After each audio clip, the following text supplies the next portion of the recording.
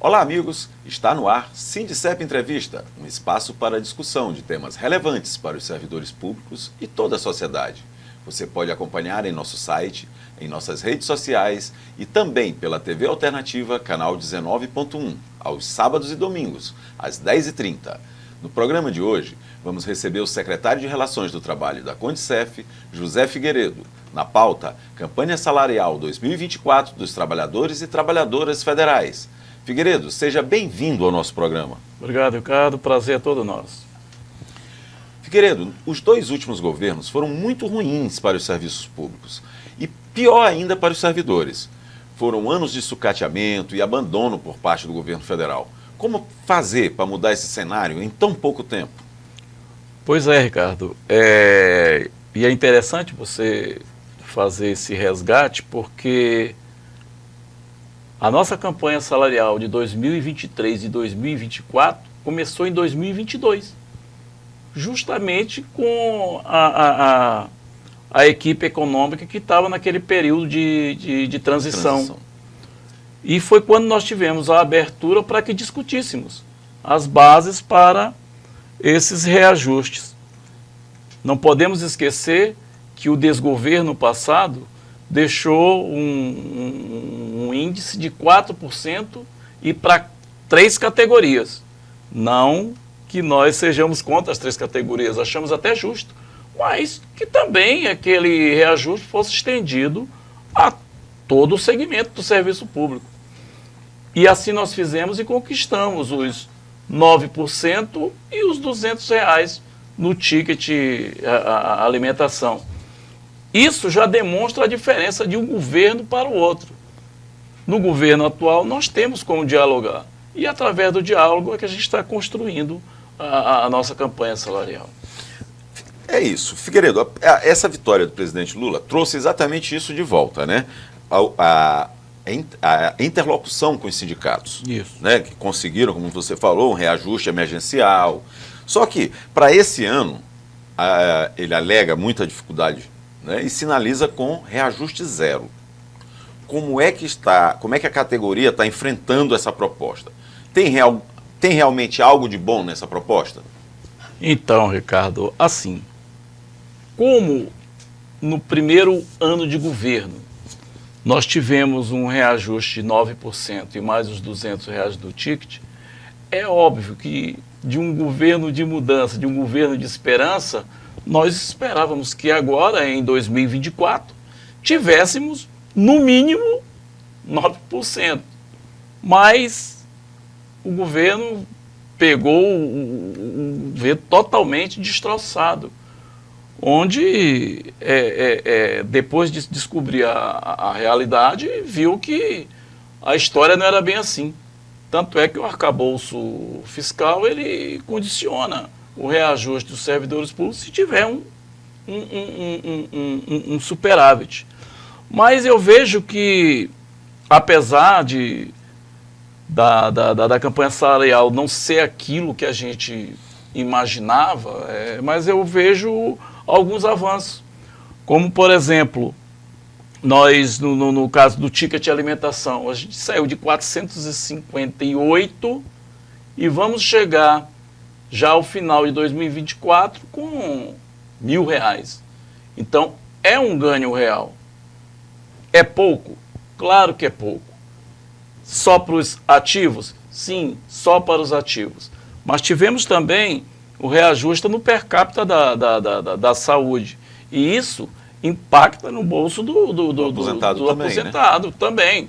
Então, é pequeno o avanço? É pequeno, mas é algo consistente, que nós não tínhamos no desgoverno anterior, pô. Figueiredo, assim, o que passa, mais ou menos, é que os servidores esperavam que esse governo, por ter sido eleito, né, majoritariamente, sim, pelos trabalhadores, resolvesse todas as perdas salariais, né, assim, de uma forma muito rápida. E a gente sabe que não é assim que funciona. E ainda o governo alega a questão das emendas, que realmente o orçamento já não está mais à disposição do executivo. Grande parte do orçamento está sendo comandado pelo legislativo, né?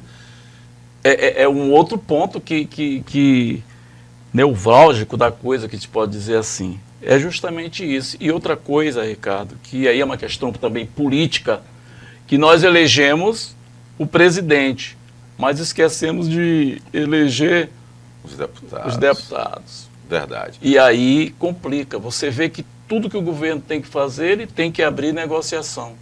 E isso complica, impacta justamente no aumento dos servidores. E o que é o agravante, realmente? Você falou que nós não elegemos, né, um Congresso favorável. Pior do que isso, ele é bem desfavorável. Eu acho que nunca houve um Congresso tão privatista quanto este. Na história do Brasil, eu desconheço. É verdade, é verdade. Então, servidores públicos sempre ficam para segundo plano.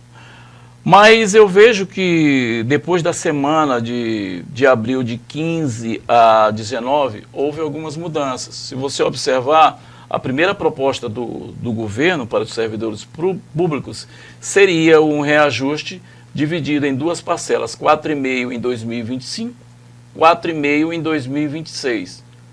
Após todas aquelas movimentações que aconteceram em Brasília, onde nós conseguimos colocar quase 15 mil pessoas na esplanada, o governo já apresenta uma outra contraproposta, onde ele bota 9% para 2025 e 3,5% para 2026. Aí existe um ponto onde nós divergimos com o governo, porque ele dá esse reajuste de 9,5% e 3,5% só para os servidores de nível superior e intermediário. Já no caso dos servidores de nível auxiliar, ele condiciona 9%, 4,5% e 4,5%. Mas seria a proposta anterior. Sim, mas aí já há um avanço dessa proposta para outra. Outro avanço, que é a inclusão dos aposentados e pensionistas. Perfeito. Então, há um ganho nessa história, há um ganho. Não é o ideal. Não é o ideal e nós vamos brigar ainda. Onde? Nas setoriais, que estão ainda abertas para discussão, e também com os movimentos. São com os movimentos que nós conseguimos forçar o governo.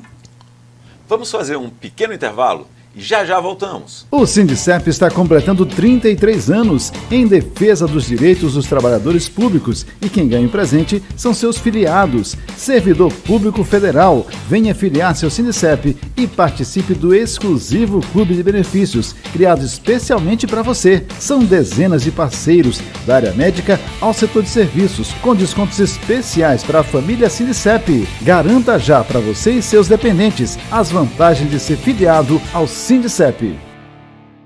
Estamos de volta com o secretário de Relações do Trabalho da Condicef, José Figueiredo.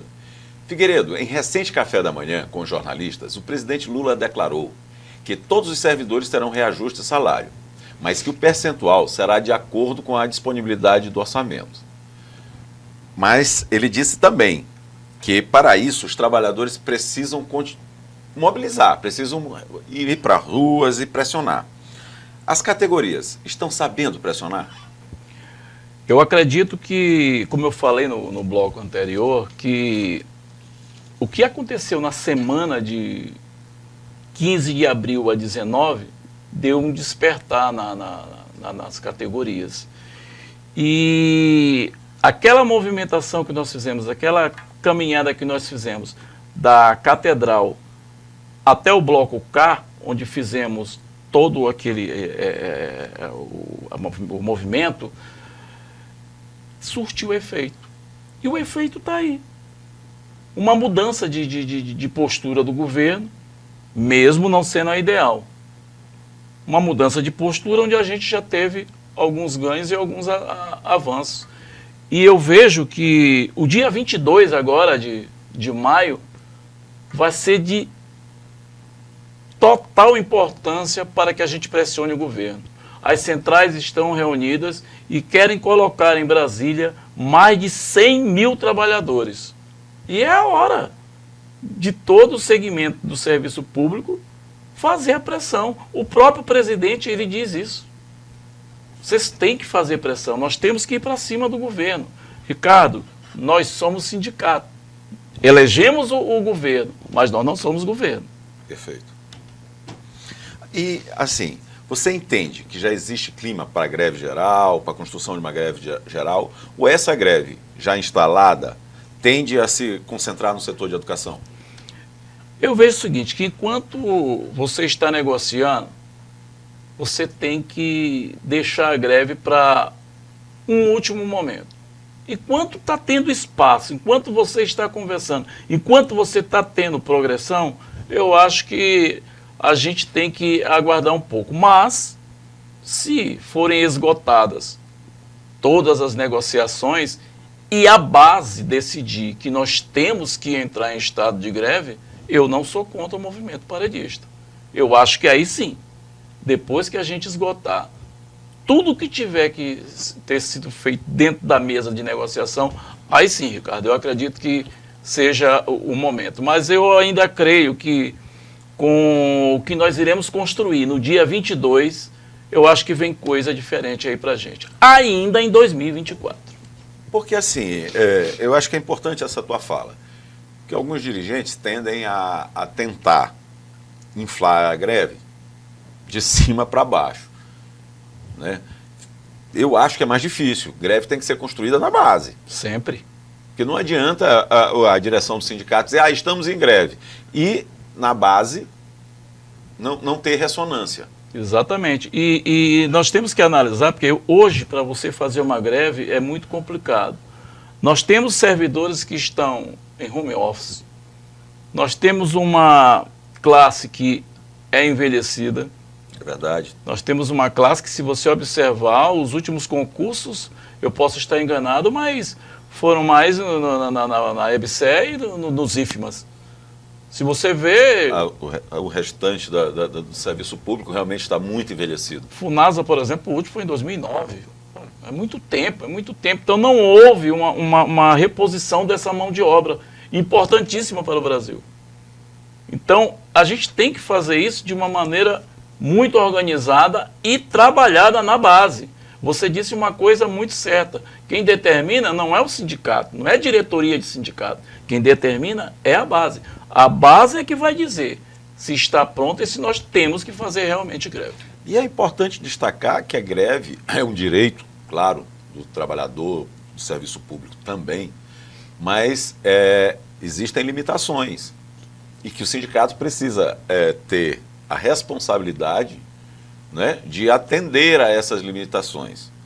Inclusive, um dos questionamentos, o primeiro questionamento que vai na justiça é: esgotaram-se as negociações? É isso, Ricardo. A gente não pode partir para uma greve sem ter já esgotado todas as negociações em cima de uma mesa, porque, veja bem, como é que é até contraditório. Se eu ainda estou negociando, como que eu posso entrar em estado de greve? Não posso.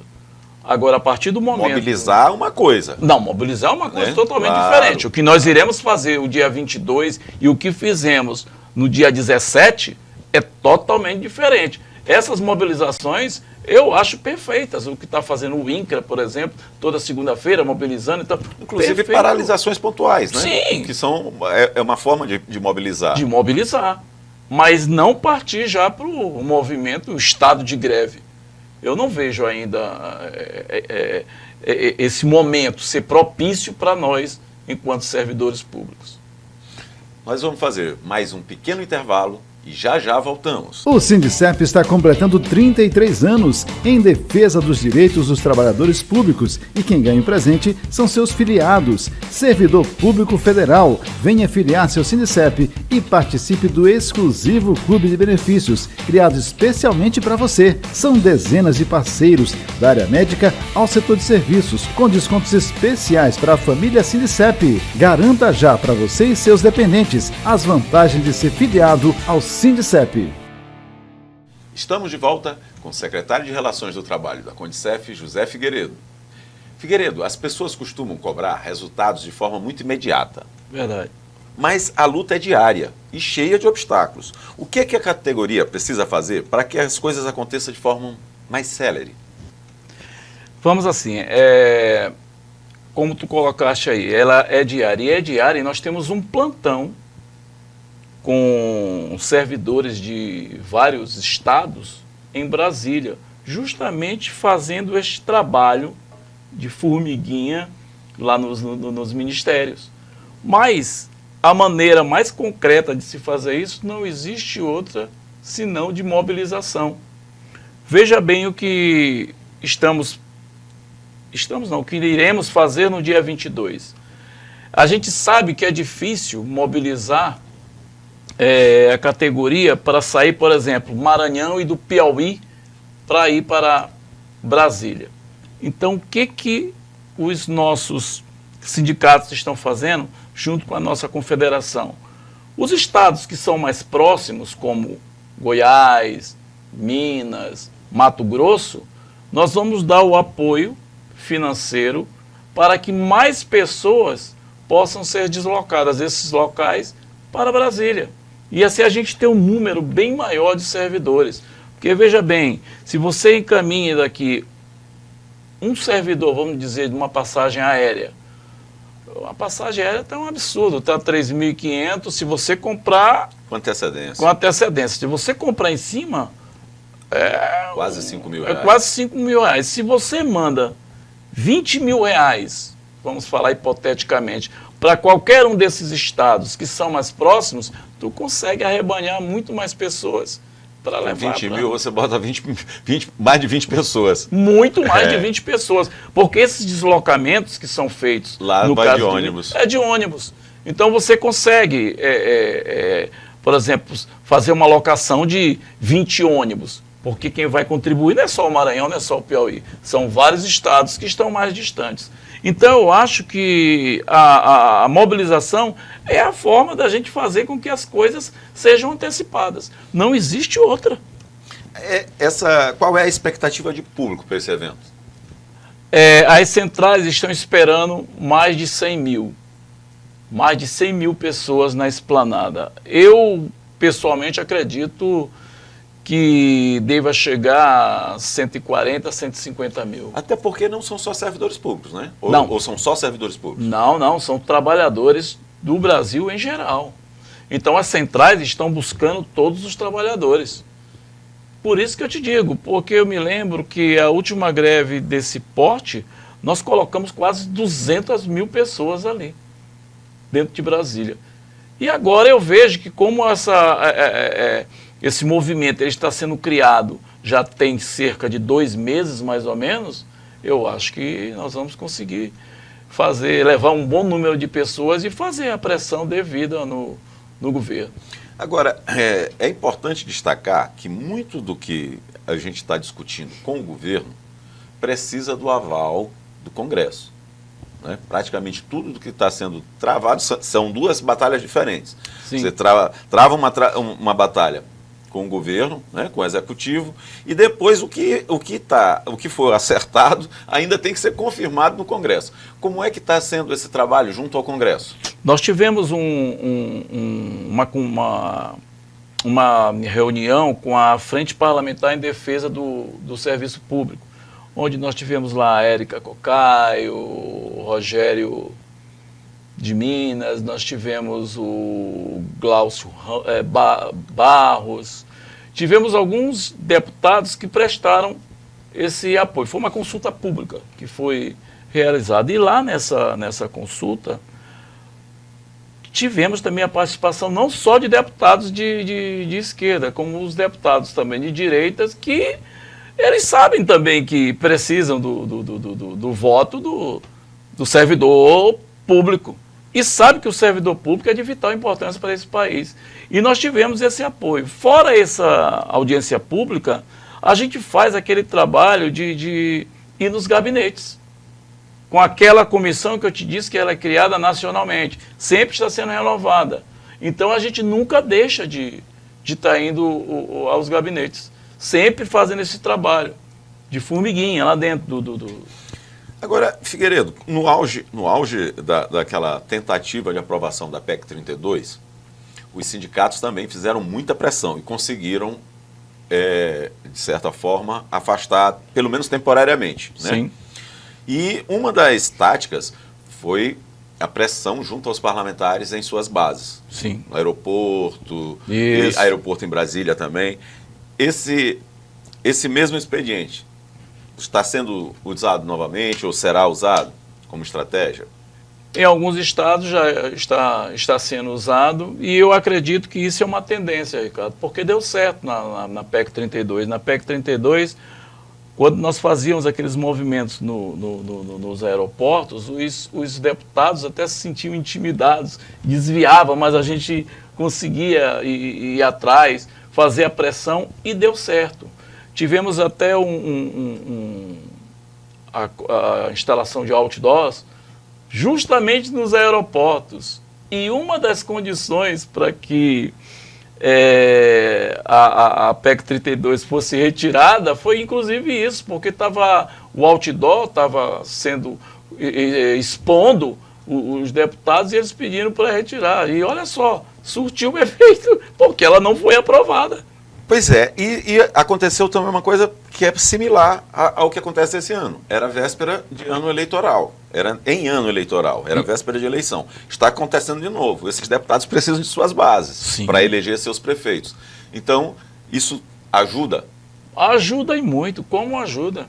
Essa pressão que nós já começamos em alguns estados e que vai ser estendida, como estou te falando, para os demais, ajuda sim. Porque, veja bem, Ricardo, se tu deixa insatisfeita uma parte que é uma boa parte do eleitorado, se tu deixa insatisfeito é preocupante. Então, é uma maneira de pressionar. E assim como foi lá no passado, que era a eleição para deputados e senadores, né? Agora é a base de tudo, são prefeitos e vereadores. Então é um ótimo momento, eu acho que é propício para que a gente faça. Eu acho não, eu tenho certeza. E nós vamos fazer, e é por isso que eu te digo, ainda não acabou. Ainda não acabou e a gente vai pressionar e vai conseguir, com certeza, grandes coisas aí para os servidores públicos. Figueiredo, infelizmente, nosso programa está chegando ao fim. Agradecemos a tua presença e pedimos que tu deixes uma mensagem para esses servidores do Maranhão. O que eu quero dizer para os nossos servidores do Maranhão, nossos filiados, é que venham para o sindicato, somem com a gente para que a gente possa manter e conquistar mais direitos para todos nós. Desejamos que todas as pautas dos trabalhadores sejam atendidas em sua plenitude. Queremos agradecer também a companhia de quem nos assiste. Esperamos todos para a próxima edição do Sindicep Entrevista. Até lá!